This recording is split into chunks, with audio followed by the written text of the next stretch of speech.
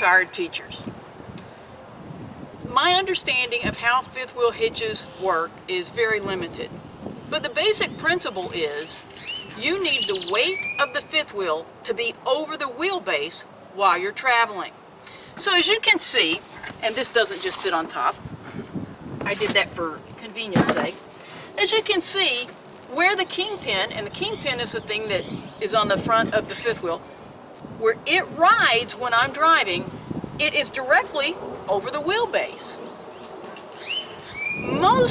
The problem then becomes when you have to make sharp turns or backing, because there's a narrow space here.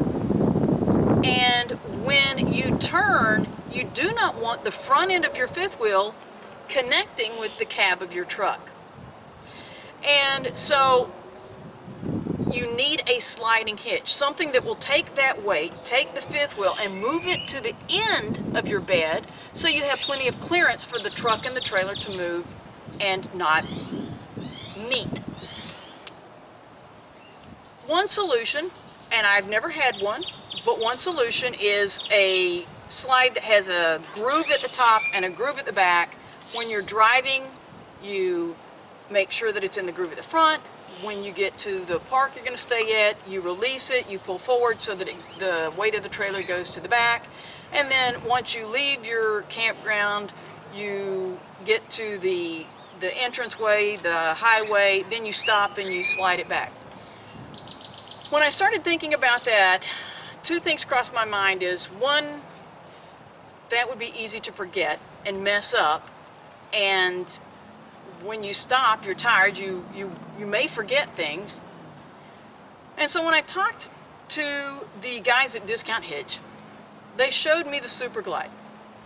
And I realized that yes, this is more expensive, but if I forgot one time, the price of my insurance deductible to repair my cab and to repair my fifth wheel would more than pay for the difference to get this hitch.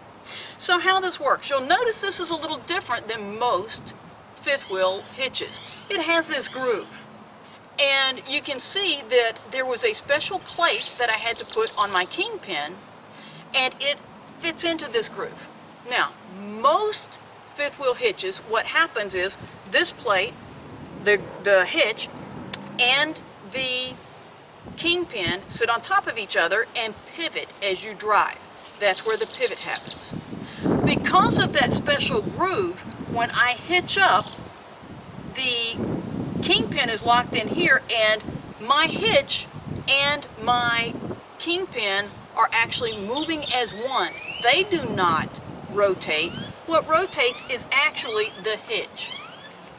And how that works is when I make a sharp turn, it simply slides, and you can see I can literally jackknife and it's not going to touch my truck. It stops automatically when we're here. And same thing if I turn the other direction. So there's no thinking about how does this work. And the other thing is there's basically no maintenance. Before each trip, I will come out and I wipe down the rails with just a dry paper towel. I take just take some liquid wrench, spray each of the rails. I move the hitch and I make sure I wipe this and spray that, and just to keep it moving and lubricated, and then we're good to go. I was told because of this staying as one part, you don't need a silicone wafer in there. However, a tech at an RV service place told me, because I'd had a little bit of trouble unhitching, if I would just go on and get some grease, regular grease, and put just a little bit of that on this plate, that as I back in, that there won't be friction as I connect. And one other thing, if you're unfamiliar with fifth wheel hitches at all, and I'm going to be talking about this when I talk about hitching and unhitching, but what happens with a fifth wheel is, I'm going to go in and manually connect this. You can see here, this if I can get this to pop. Why is it not popping? There we go. The kingpin has a little groove, and when you back in, it raises it, and so the kingpin then is locked securely in here.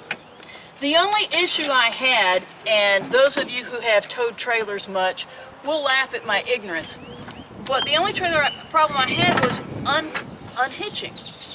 Well, if you think about it, I've been pulling around 10,000 pounds. And all of the weight, every bit of that weight is now pressed against this latch. And so what I was doing is I was standing at the side and trying to muscle that loose. And I was not successful. Finally, it occurred to me what I need to do before I unhitch, and I believe this is going to be true on any kind of a hitch, is once you find the place you're exactly where you want to be, simply put your emergency brake on, put down your chocks, and then get into your tow vehicle, let off the emergency brake, put it in reverse, and barely take your foot off of the brake. All you're trying to do is let the pressure come off of that. You don't have to move it just a fraction of an inch to release that pressure so that the entire weight of the trailer is not against there. Since I've been doing that, releasing this has been a breeze. So my review of the SuperGlide hitch is thumbs up across the board. It's great. I had never towed anything before in my life, and I've had no problems whatsoever. I've used this 2.5 years and would highly recommend it to anyone. Thanks for watching.